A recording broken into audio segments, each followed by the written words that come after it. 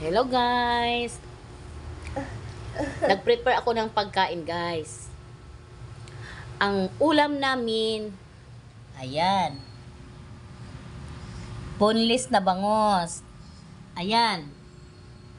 Litos. Ayan. Brown rice. Ayan. Coffee mix. Herbal coffee mix 8-in-1.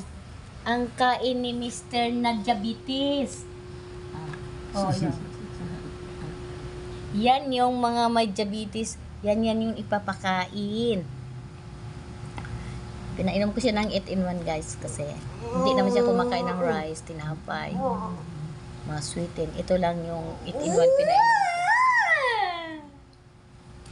Pedro para medyo lumakas ang energy niya. Hello! Hello! Nek!